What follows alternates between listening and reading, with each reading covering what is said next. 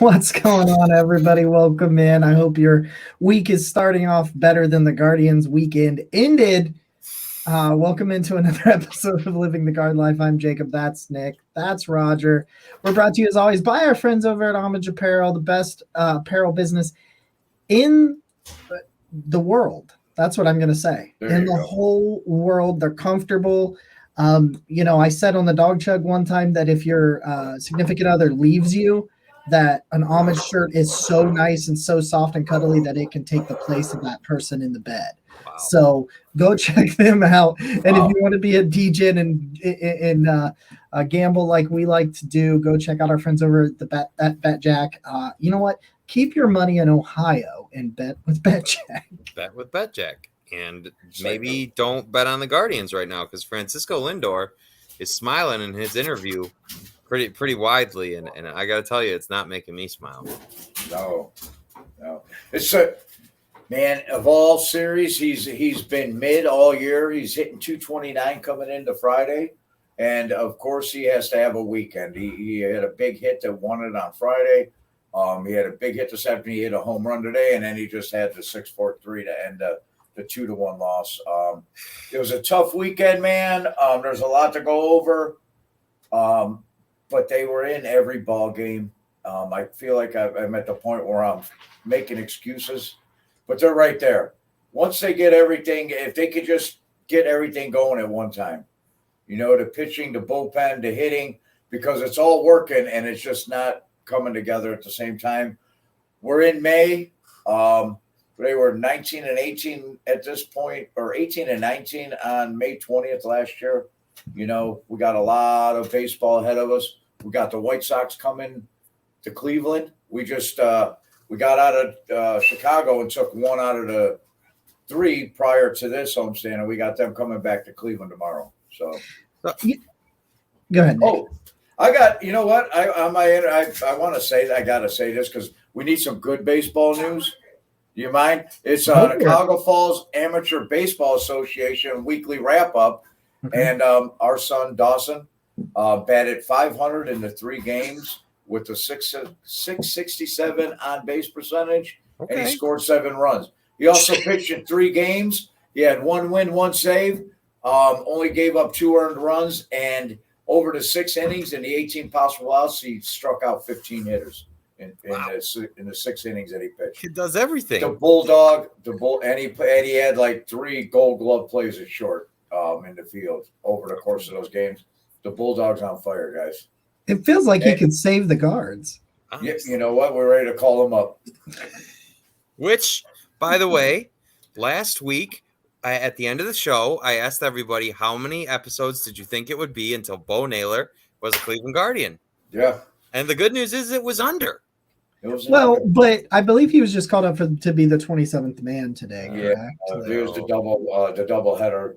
27th guy, but he got a taste. He came up. He had 2 at bats. And that's it was good for him to come up and get 2 at bats. I think it was good for some fans to see that he's not just going to come up walking into a major league lineup and just swing the bat and hit the ball all over the ballpark.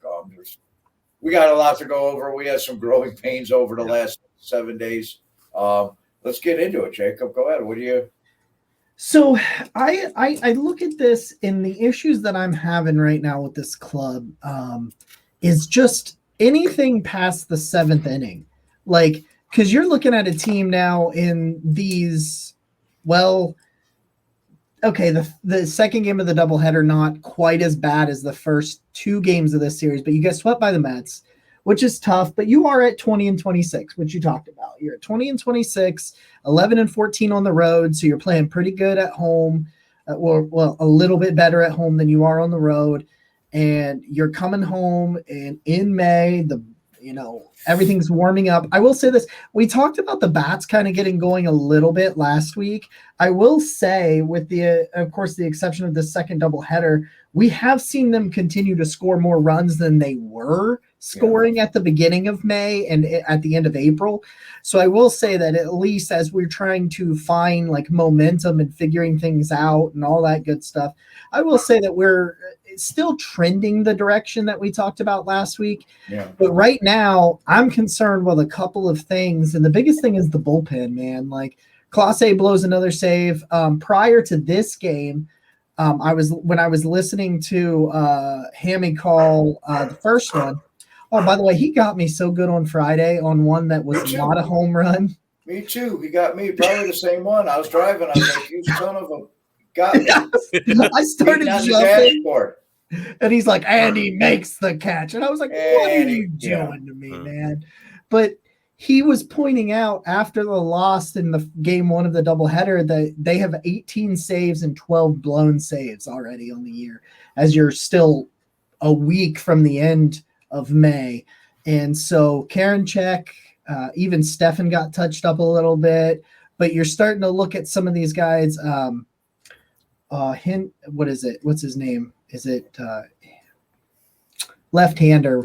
Last name starts with an H.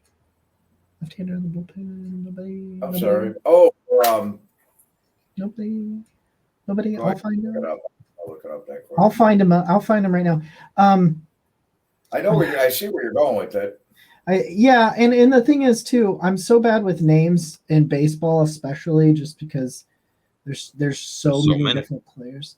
Yeah, there's so many different players, and I get all mixed up when I try to bring all these things up, and then I'm just like, I used to be able to tell you the rotations of the Dodgers and the Padres, let alone American League ball players. And I don't know. You think it'd be easier today in today's day and age with the internet and as much that I read? And I think that on my reading, I skim now. Instead of like with the sports page, you're looking at box scores back in the day where you really studied it, where I'm just skimming so much news, and I'm reading so much and taking so much in. And I'm old, so that's my excuse, Jacob. I don't know what your excuse is. I don't know how to. Yeah, I'm just stupid. Is it Hinches? Is that how I say it? Hinches? I think Yes. Okay. Yeah. So he's now up to a very nice 11 earned run average. So that's a thing. Oh, you're talking about for us, Henches, Sam Henches. Yeah. He just came back in it. I'm sorry. I thought you were trying to recall a Mets reliever. He just came back off the IR last week when we went on the air. He was added to the 26-man roster last weekend. So he hasn't really been out there, but you're right. He every time Tito sent him out there, he's been touched up. He just came back and joined the bullpen. Yeah, and it's just when you're looking at that and you're looking at, I thought some really good starting pitching for the entire weekend for the most part. I know that my guy Quantrill got touched up for 3, but that was over nearly 6 innings, and you can live with that when it's clear. As we talked about with Cal Quantrill and what he needs to be, you can live with that sort of stuff. Of course, Bieber just happened to run into a Hall of Famer in Verlander who, for whatever reason, at 40 years old, is still Justin Verlander. And of course, Max especially Scherzer against us. Yeah. And Bybee has a really good outing today, and it's just the bullpen especially, but these late game struggles are a theme right now. Yeah. And you're getting into the situation where you're going into the 7th or 8th innings and sometimes the 9th innings or even the 10th inning, like we were on Friday, where you're getting production. You're getting the bats. You're getting this. You're getting that. You get what, 4 runs in the 8th? They got 4 runs in the 8th and then let up the 2-run home run from to Marte. So I named this episode Late Game Struggles. Like, is there an arm in the bullpen in the minors that you think can fix this, or do the guards need to make some kind of move for the bullpen? I think they might be in the market for, if they're, let's hope that they're still in it at the trade deadline, that they may need some middle relief, because I don't know if you don't want to. We already have the youngest roster in baseball. Yep. And you keep bringing these young kids up and infusing them, and we see it on Twitter. And if it was up to a lot of people, our entire roster would be Columbus Clippers, And we're already the youngest team in baseball, and you keep infusing younger kids into it. There's 2 things to worry about: is them getting acclimated and becoming professional Major League Baseball players, and number 2, hitting a wall in August, because minor leaguers don't play as much grueling schedule. And the competition isn't what it is, the studying, the preparation, and everything it takes to be a major league ball player that's involved is hard, man. baseball is hard. Do I have to keep repeating this? Simplicity of it. But for them to come jump right in, and then all of a sudden you have a roster that's even younger than last year, you're trying to defend a division title, and at the same time, you're infusing even younger ball players and hoping that they're the answer to stop or to turn things around or to fill a need that you have in the middle of the bullpen. Somebody to come in the 6th, 7th inning. Go ahead, Nick. I just, you know what? Obviously, ownership believed in the team entering the season, right? You sign Josh Bell, you extend. Jimenez got his name completely escaped me for a second. Thank you. I don't know why I've been struggling with names so bad. It happens at the Barking Brown show too. Jacob's like my saving grace there. So thank you, Roger. But my point is the ownership spent money, right? Mm-hmm. And I think largely they were showing us that they believed in the team and they believed that they could go farther than hopefully they did last year. And so I would like to expect that with the state of the team that they would be more aggressive than some of the previous years and really try to push in, because it would surprise me to see them like dramatically alter course. And so they're telling you they believed in the team. So I would expect, I'm not sure what reliever it is that could come save the day, but I would like to hope that they'd be interested in shopping around and seeing what they could get. Yeah. Well, you go back to Friday night and you got Karinchak, you bring Karinchak in, bases loaded, no odds, and you're facing Pete Alonso. And why are you pitching to Pete Alonso and giving him anything to hit? Our friend Jeff on Twitter called it from here. He's not even in New York, and he knew not to pitch to Pete Alonso with the bases loaded. It was a tough loss. They kept swinging the bet. You talked about Quantrill, Dave Burba, and he was dealing, man. He was out there, and then he got hit in the ankle or the shin, and he waved off the trainers. And as soon as that happened, they started to hit him. They got to him, and Tito had to go again. He went 5 deep into the bullpen. He uses Henches, Karinchak, De Los Santos, Stephan, and Class A. Wow. And they're pitching a lot. And another guy that was killing us was Sterling Marte. He was just absolutely just assaulting our pitching staff this weekend. I think the toughest part of all of this is when we did the episode last week, we talked about that game against the Angels where it really felt very last year's Guardians, where they found a way to win. And it seems like there's this building trend, Jacob, you referenced the late inning struggles. There's this building trend of finding ways to lose games rather than last year where it just seemed like no matter what was going to happen, they found ways to win. They were never out of it last year. Yeah. And I struggle with this. I go back and forth, and I'm just like, because you see the things on Twitter, and they just stink, and I think right now they do. I don't think that means they will the whole year, because, like I said, I mean, I still will point out, like we talked about last week, that we have still seen, not that the average is good, but we have seen the offense trend in the right direction. It is hitting more. I mean, you run into Scherzer and Verlander, who are just doing what they do. Yeah. And it took the bullpen really for you to do anything in game 1 of the doubleheader. And it took the Mets, Friday night, I forget who it was for the Mets. He didn't run out a chopper, or he didn't run out a ground ball, or he didn't run out something. They're easy to get him, and you'll never see a Guardians player do that. You know what I mean? And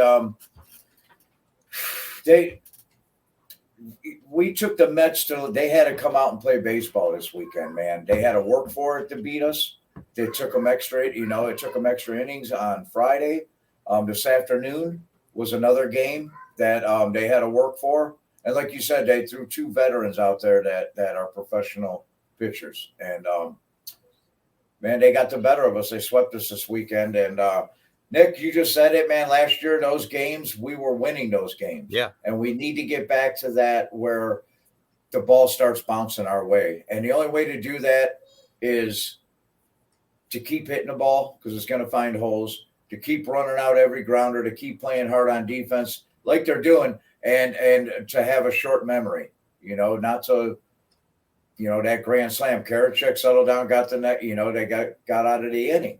You know, you pitch around a lot. You don't put them on, but you pitch around them. You give up one run. We get an out. We're still up 7 or 8-5, 7-5, whatever it would have been. You know, you don't intentionally walk a guy with the bases loaded under no circumstances. You know, but you don't groove him a ball that he can hit out of the ballpark when it's their best. You know, they're big slugger first baseman lefty. You know, hitting the ball. It's just it was a tough weekend, man. It's Well, I will. Go ahead. I just want to say it's so strange because I feel like we were so used to and blessed with when the Guardians got leads, they just kept them Yeah. and would win the game. And really that's been what's the bullpen has been what's struggling the most. And it's just as a fan of this baseball team, it's weird because I just feel like we've been so lucky for a long time now. The bullpen and the defense behind him. Rosario, man, Jesus, he killed us Friday. He booted 2 balls, and he had Gallagher threw a guy out at second. He didn't put his knee in the ground. He didn't field the ball. He fell back on his haunches because he's being lazy. And they could have got that guy, got out of the inning, and won the ball game. He had him dead. The throw was perfect. It was right there at the bag, and Rosario missed it and blew it. He wasn't set properly. We have 2 young. Look at it. Did you see Reyes today at shortstop? That cannon that he has, and he dove for one in the 600 hole, man, and that thing just went by his glove. He went horizontal. He was off the ground about 3 feet horizontal, laid out for that thing, and it just missed. That's the thing that you're talking about that goes our way, Nick. He pulls that down. Jimenez had one in the hole at second that just missed his glove in the 8th when they scored those go-ahead runs. Those are the things, the breaks that you need to fall your way. And the only way for that to happen is to keep playing hard baseball. It's the only way, and they're doing that. And they showed that this weekend. They came up short all 3 days, but they never gave up, and they kept playing hard. The good news is that I called Bo Naylor up to start the season over Mike Zunino on MLB The Show. It's going great. Anyway. Really? Yeah, he's in like 270. It's like, wow. And I'm not a good hitter. I can pitch on that game, but I cannot hit. Like I get like lucky, and I wait for them to throw a high heater, and I just hit the power swing and just hope that I can hit it because I'm terrible. Guys, if you're new here, just real quick as we go through there, please consider hitting that subscribe button, give us a thumbs up, and all that good awesome stuff. We've got some more great things coming. If you want to support the channel, you can join the channel. Next to the subscribe button is a join button to join our membership program, $2.99 a month. On-screen shout outs. We will start that because I haven't been doing that. Shout out everybody on priority response, early access to new videos, as well as soon Q&A videos that will be done exclusively for the members. So we will be doing some Q&A questions, Browns, Guardians, whatever questions you want. We'll answer those for the members. That'll be a new feature coming in the next couple weeks because I'm taking kind of a step back after this. I will be doing the Barking Browns this week, so it's vacation time. Jacob's going to be on the beach. So I go to the beach next weekend. So where did you go? Go down to Destin, Florida. So that's going to be fun. So I was just reading this from More For You Cleveland, and I knew this, but I hadn't thought about it in the way that they articulated it, and that was, look at how close you were to sweeping the Mets. Like, if you're trying to, and this is who I am, I think the Browns and covering the Browns for Dog Pound Daily and now Browns Wire has probably made me a little less like this than I was like 3 or 4 years ago. So I'm not quite as big of a ball of optimism as I used to be. But if you're trying to look to that, you had 2 blown saves. You had 2 blown saves Friday in game 1 today. And then you just ran into a buzzsaw in Justin Verlander, who is the Tom Brady of MLB, who will just not stop. I mean, I've watched a lot of Justin Verlander, just because he's been one of the best pitchers of my generation. I love Justin Verlander. I've watched so many of his games. I don't think he looks 40. He doesn't look like it. It feels like his stuff, his velocity, his control, it just feels like it's the same. Yep. And if you could just have found a way to not let up 2 runs or get to one of the bullpens or something like that, you're kind of a flea's butt hair away from being 3-0 this weekend versus 0-3. So I will give you that piece of optimism that you're close, but you've got to figure out a way to stop being close and do it. And I think, go ahead, Nick. I just want to say my piece of optimism, and as I'm Googling the standings here, because I know the Twins have been losing, and I want to give you accurate information. They have struggled too. That's a very good optimistic approach. The leader of your division is 25-22. The Tigers are currently ahead of us at 20-24. That's painful. But still, you're looking at 3 games over 500 is your division leader right now. I mean, that is at least a piece of news that nothing's getting out of reach. It's not like you're 12 games back or something ridiculous right now. Like, you're still at a point where if they can get this right, if they can, get back to being the bullpen that they were last year, you should be right there still. That's my piece of optimism. I think it's a nice little tidbit here that Jacob's got a piece, I've got a piece, and it sounds like, Roger, you've got one too. You know what? I do have some optimism, but I got some facts too. The optimism lies, and we got a division team coming in, and we need to win 3 games, and we need to win this series, and it'll help our standings in the division. Now, when we talk about the bullpen, and that's I worry about. I said it last week, and I'm worried about Emmanuel Clase, and they're making contact. He gave up some big hits on Friday night. We talked about so far this year, he's thrown 344 pitches. Last year, he threw 921. We're about a third of the way through the season right now. Out of those 344 pitches, 78 hits.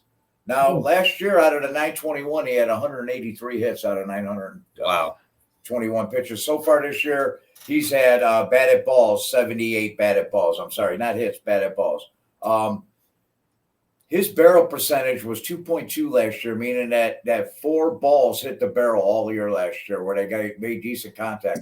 So far, he's already at 4 with a 5.1 barrel percentage. And his exit velocity is up like 2 miles per hour, the ball leaving off the bat. Last year, he was at 86.3, and he's already at 88.7 with them making hard contact on the ball. And when you're a closer that relies on a hard fastball cutter and his slider, he's got to hit he's not hitting his spots, not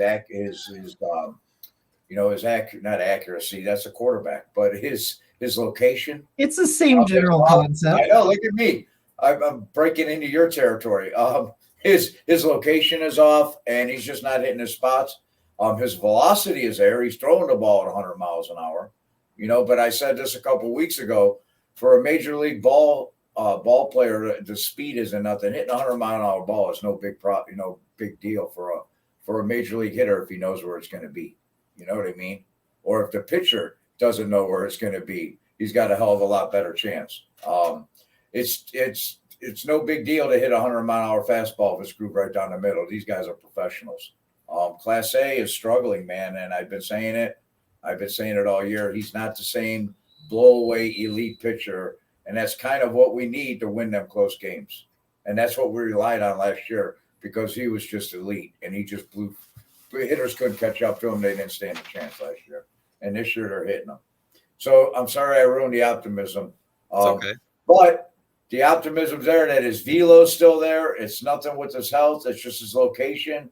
And it's just something that he's got to find, and he's an elite closer.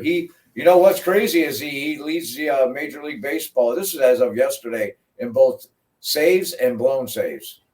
Which is that's a stat right there. He's in the middle. He's not, Friday night was the first game that he has a couple blown saves, but Friday night he cost us a game out there on the mound. Yeah, he didn't do his job. So it's not health. It's not his velocity. It's his command and his control. And let's hope that they get him, help him find that. Do you think they will stick with just continue to put him out there in every Oh, nine? yeah. Okay. Yeah, I mean, they just paid him. He's your That's closer, fair. man. Yeah. It'd have to be a complete and utter collapse. You're not going to send your, multi-million-dollar closer back down to Columbus to work on stuff. He's going to have to figure it out here. He's a big league, best closer in baseball. He's got to figure it out right here. I think so. Well, guys, I think that we got it all off our chest. I think we got it all out there, let it all hang out there just like we needed to. We appreciate every one of you guys that have stopped by here. Again, hit that subscribe, give that thumbs up. We really appreciate you guys. The most valuable thing, you can give somebody some of your time. So we appreciate you giving some of yours to us. And we'll be back. Well, I probably won't be back next week because I'll probably be at the beach. So somebody will be back next week. Yeah, we'll figure it out. Yeah. We'll be Next week, we're going to be sitting here laughing because we're going to beat the Sox. We're going to win that series. And then we got the Cardinals. The Cardinals started out like the Guardians. The media in St. Louis was down on them. They struggled in the beginning of the year. They've since been surging. I think that they're where they at in they're standing at right now. They're in third place. They're 5 games back, but they were at the bottom of the division, and they've climbed over the last 2 weeks. Today, our old friend Oscar Mercado was a call up. And he was our hero today. He drove in 5 runs. He's the 4th player in franchise history with our 5 RBIs batting in the 9-hole for the St. Louis Cardinals. So Oscar Mercado is their star right now today. So we got the Cardinals. We got the White Sox. We need to win some baseball games. And like I said, next week we're going to be laughing because we're going to be winning some baseball games. I love it. All this will be behind us. You have to have a short memory. I'm going to take this opportunity, if you don't mind, Jacob. I'm going to plug my article that comes out that talks about exactly this. It'll be out tomorrow, NEO Sports Insider. Baseball should have a warning label. If you do not have a short memory, baseball may cause pain and discomfort. That's the title of my article coming out tomorrow. So I'm glad I got to plug that. Good for you. I love it. I can't wait to read it. That's the place to end it. This has been episode, let's call it 6. Something like that. Of Living the Guard Life. I'm Nick. He's Jacob. That's Roger. Go Guards. Salute. Go Guards. And other things too.